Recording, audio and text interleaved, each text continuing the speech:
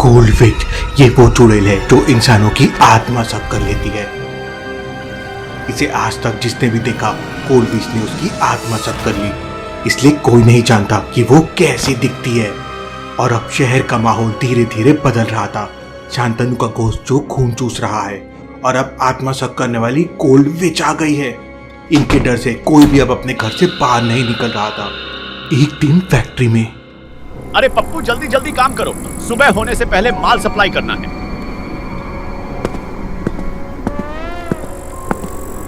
अरे भैया, ये मैनेजर तो बहुत अजीब आदमी है, चैन की सांस भी नहीं लेने देता। ठीक कहते हो भाया, बड़ा डेंजर मैनेजर है। इसे तो कोल्ड विच खा जाए तो अच्छा होगा। कोल्ड विच मतलब ठंडी चुड़ैल? भाई नाम तो बहुत अजीब है। आजकल पूरा शहर डरा हुआ है इससे। मैंने तो सुना है वो लोगों की आत्मा को खा लेती हैं। अरे भैया, बड़ी खतरनाक चुड़ैल है। एक बार जो उसके सामने आ गए, समझो खेल खत्म। अरे ये इतना कोहरा कहाँ से आ रहा है? मैं उधर चेक करता हूँ।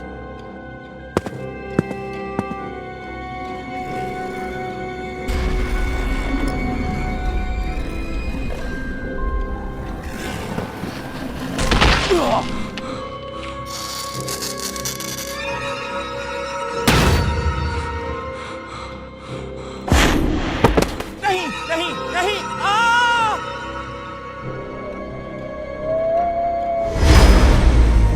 छोड़ो मुझे, बचाओ बचाओ। क्या हुआ? कौन चिल्ला रहा है? वहीं ब्रिटिश वल्चर्स को वापस लाने के लिए कोच यूनिवर्स पहुंच जाता है। अपनी शक्तियां वापस लाने के लिए मैं कई सालों से काम कर रहा था। मैं तुमसे बहुत खुश हूँ। अब जाओ और मेरी आत्मा के लिए कोई बॉडी लेकर आओ। वल्चर्स की जय हो। वल्चर्स को अपनी शक्तियां वापस लाने का उपाय मिल चुका था, इसलिए वो बिना देरी के गोश्त को बॉडी लाने के लिए धरती पे भेज देता है। 15, 16, 17, 18, 19। अरे भैया, इस जिम में सबसे बढ़िया बॉडी आपकी ही है। दोस्त, बहुत कड़ी मेहनत लगी है ऐसी बॉडी बनाने में। वो बॉडी सबसे पावरफुल लग रही है, पकड़ो उसे।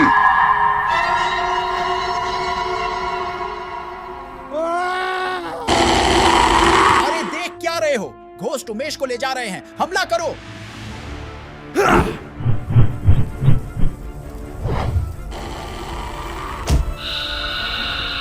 एक बॉडी बिल्डर तुरंत यश को कॉल करता है, लेकिन यश कॉल रिसीव नहीं कर रहा था। यश इस समय गहरी नींद में सो रहा है। प्रसाद ने यश को एक स्पेशल जड़ी बूटी दी है उसकी बॉडी को रिकवर करने के लिए। इस जड़ी बूटी को पीते ही यश 4-5 घंटे के लिए बहुत गहरी नींद में चला गया था। ओह वाह, ये तो काफी पावरफुल बॉडी लग रही है। जल्दी इसको मेरे पास लाओ।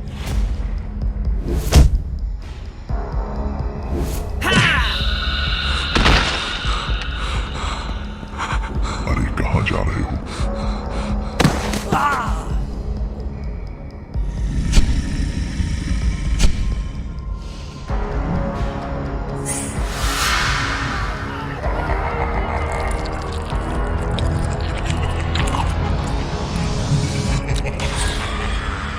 वल्चर्स बहुत गुस्सा हो जाता है। इम्प्योर घोस्ट ब्रिजेश और बाकी सारे घोस्ट डरने लगते हैं। जाओ, दूसरी बॉडी लाओ। मेरी आत्मा बॉडी में जाने के लिए तड़प रही है। इतिहास एक बार फिर से खुद को दोहराने वाला था। ब्यूटी क्वीन प्रियंका इजिप्ट में स्टोन सर्च करते करते उस चेंबर तक पहुंच जाती है जहां पर एक श्रापित मम्मी थी। ये मम्मी कई हजार सालों से यहाँ पर कैद है।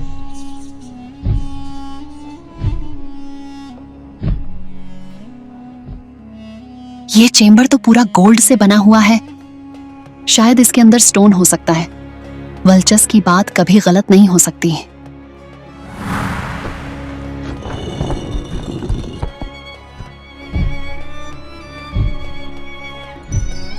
अनबिलीवेबल, इतना सारा खजाना, ये इतना बड़ा कॉफिन, कहीं इसमें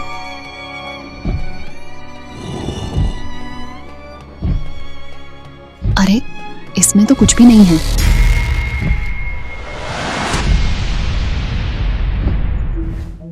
अब कहां से लाऊं इतनी पावरफुल बॉडी? वल्चस तो बहुत शक्तिशाली हैं। इतना पावरफुल इंसान कौन हो सकता है?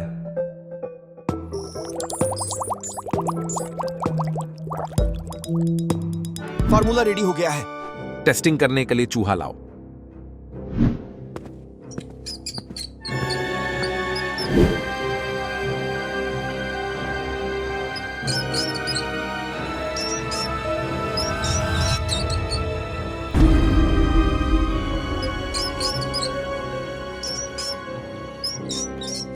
नालायकों, मैं तुम सब पे लाखों पैसे लगा रहा हूं और तुम। सर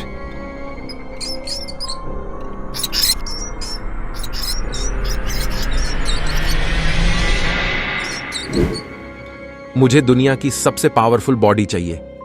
नालायकों, कैसे भी करके कोई पावरफुल बॉडी तैयार करो, वरना मैं तुम सबको गोली मार दूंगा। Sorry sir, but I think you should try elephant. Elephant? ये तो मैंने सोचा ही नहीं।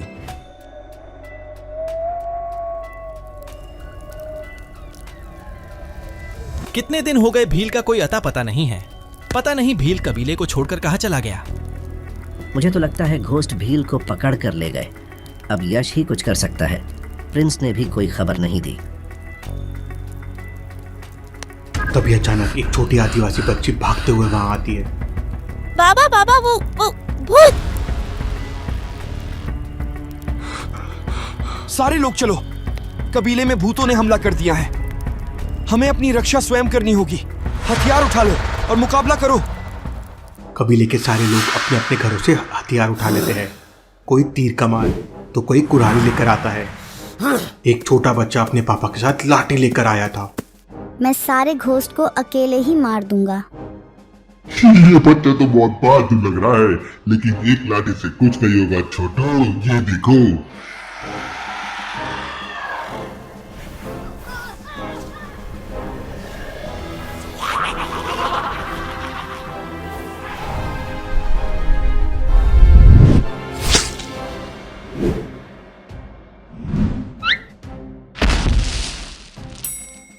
प्रिंस की घोस्ट आर्मी वहां आ जाती है। प्रिंस ने कबीले की रक्षा के लिए अपनी घोस्ट आर्मी के कुछ सैनिक कबीले में भेजे थे। हमला करो!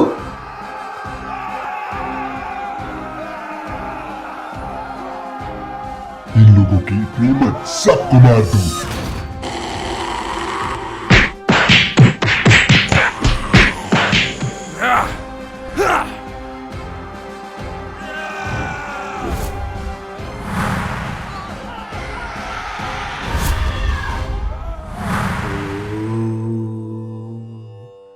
सबको लग रहा था कि भूतों ने भील को किडनैप कर लिया है, लेकिन भील 1 महीने से अपने कुल देवी की आराधना कर रहा था। कुल देवी को बहुत सारे भूतों की बलि देनी थी, इसलिए भील किसी को बिना बताए वहां आराधना कर रहा था।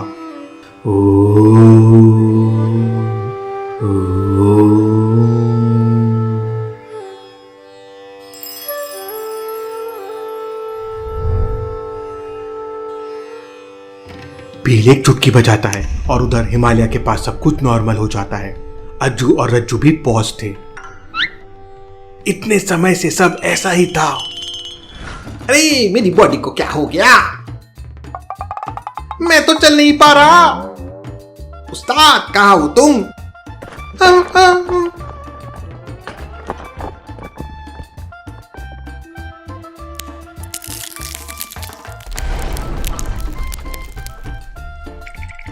क्या हुआ था हमारे साथ?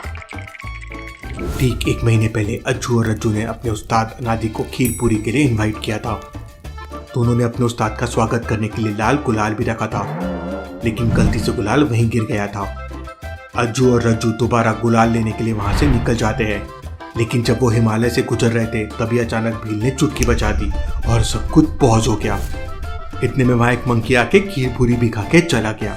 चलो उस्ताद हमें ढूंढ रहे होंगे।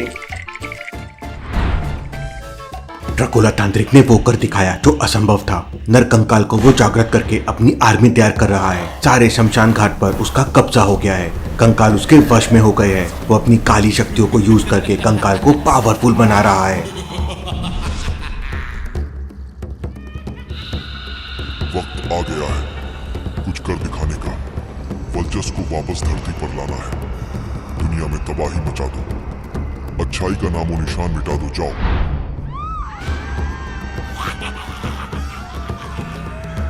सब कुछ तबाह कर दो। उधर शांतनु के बैट्स की तरंगों से प्रिंस बेहोश हो चुका है और ईशा का कोई पता नहीं है। शांतनु प्रिंस की बॉडी के पास आता है।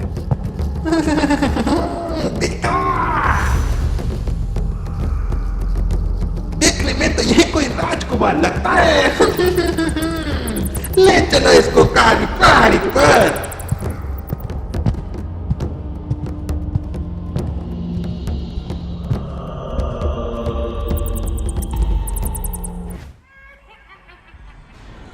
यश इस दुनिया में राज करेंगे, मिलके इस दुनिया को तबाह कर देंगे। इस दुनिया में अपना कंट्रोल होगा। आओ घोस्ट यूनिवर्स में आ जाओ। मैं इस दुनिया के लिए लड़ूंगा, मुझे दुनिया को बचाना है।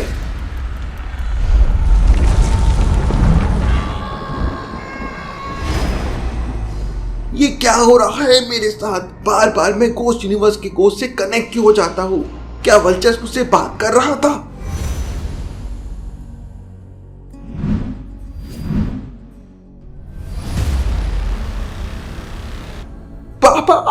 पापा जरूर मेरा घोस्ट यूनिवर्स के साथ कुछ कनेक्शन है। मेरा खून भी बहुत बार ब्लैक हो जाता है। शायद मेरे पापा मुझे कुछ बताने की कोशिश कर रहे थे।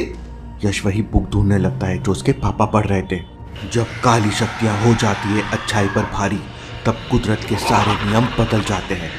दिन के समय अंधेरा हो जाता है, सभी प्राणियों का रक्त काला हो जाता है, भूत प्रेम और आत्माओं का वर्चस्व बढ़ जाता है। यश को बुक मिल जाती है।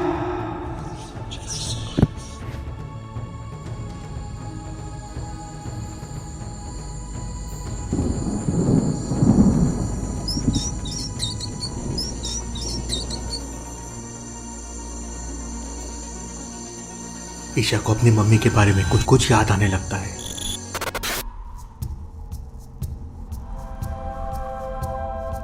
ईशा की मम्मी बहुत बड़ी घोस्ट हंटर थी और उनका घर जंगलों की चोटी पर था, जहां पहुंच पाना किसी आम इंसान के लिए इम्पॉसिबल था। ईशा की मम्मी के पास एक बहुत बड़ा पक्षी था जो मुंह से आग फेंक सकता था। ईशा की मम्मी अपने पक्षी के ऊपर बैठकर पूरे जंगल को देखा करती थी और पूरे जंगल की रखवाली करती थी। उनके रहते कोई भी शैतानी ताकत जंगल में कदम नहीं रखती थी। उस समय ईशा बहुत छोटी थी और ईशा की मम्मी ईशा को अपने पीठ पे बांध के ले जाया करती थी। ईशा की मम्मी को हमेशा डर रहता था कि अगर कभी उन्हें कुछ हो गया तो ईशा का क्या होगा। इसलिए ईशा की मम्मी ने ईशा को शहर में एक कपल के हवाले कर दिया ताकि वल्चस कभी भी ईशा तक नहीं पहुंच सके। उस कपल का कोई बच्चा नहीं था तो उन्होंने ईशा को गोद ले लिया। घोस्ट यूनिवर्स के भूतों से लड़ते समय एक दिन ईशा की मम्मी पूरी तरह घायल हो गई।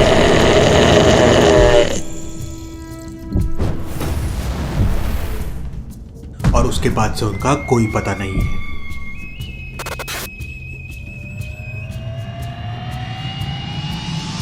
एक तरफ तांत्रिक ने कंकाल से अटैक कर दिया है, दूसरी तरफ गोल्ड विच का अटैक और तीसरी तरफ बैड घोस्ट का अटैक। क्या होगा शहर का? क्या ईशा प्रिंस को बचा पाएगी और क्या घोस्ट हंटर शहर को बचा पाएंगे? देखेंगे अब अगले एपिसोड में।